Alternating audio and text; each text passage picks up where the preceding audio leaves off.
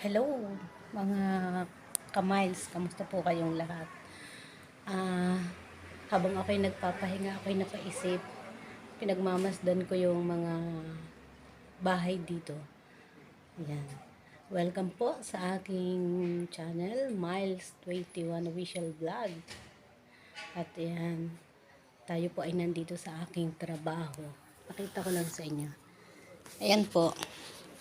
Habang tayo nagpapahinga, pakita ko lang yung pagkakaiba ng buhay dito sa ibang bansa at ng buhay sa Pilipinas. Ganun din po. Pero ang pinagkaiba po na hinahanap ko ay yan. Dito kita nyo yung mga building na yan. Ayan, ganyan ang mga bahay nila. Samantalang sa kinalakhan ko sa Pilipinas ay mayroon kaming sariling bahay, kubo. Tapos yung paligid niya ay sarili namin.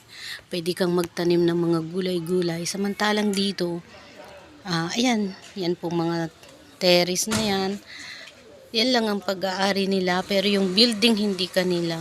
May nag-aari niyan o upahan lang nila. Yung loob, pag-aari nila.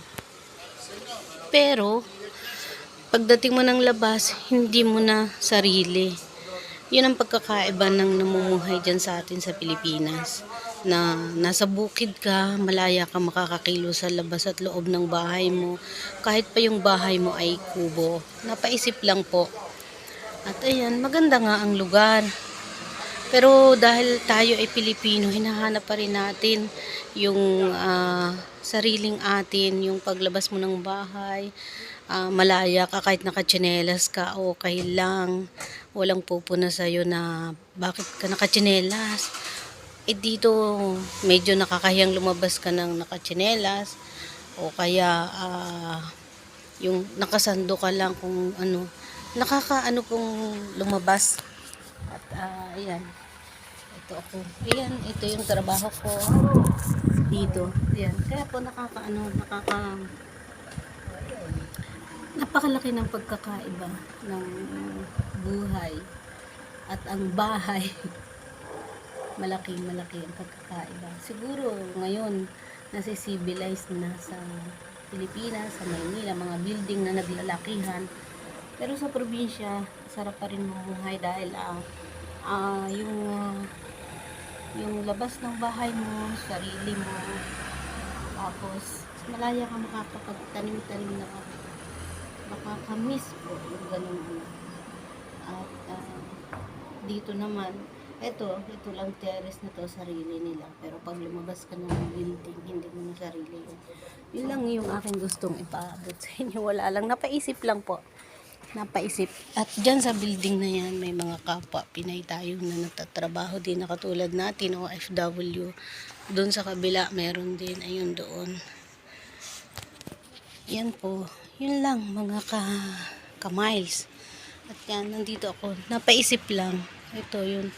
Kaya dito sa ganitong terrace, dito na lang sila nagtatanim ng kanilang mga halaman. Ayan. Kaya sabi ko, maswerte pa rin tayo mga Pinoy na isinilang sa, kahit pa sabihin na walang pera, kapusa pera, pero malaya tayo sa atin, lalo na sa probinsya. Kung nasa probinsya ka, yung mga bata malayang makakapaglaro sa labas ng bahay na hindi ka nag-aalala na baka sila ay masagasaan o madisgrasya.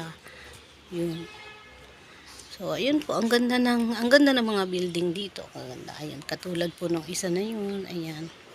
At napakaganda ng araw ngayon. Pero nakakamiss pa rin po ang Pilipinas. So ayun, maraming salamat. Bye-bye po.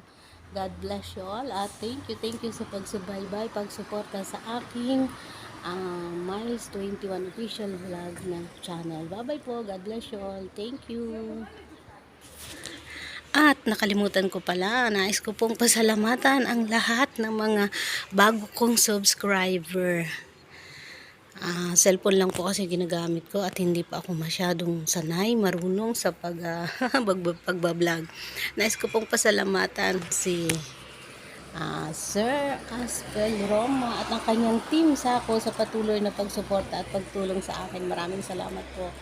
Maraming salamat, Sir Ted Aspel Roma.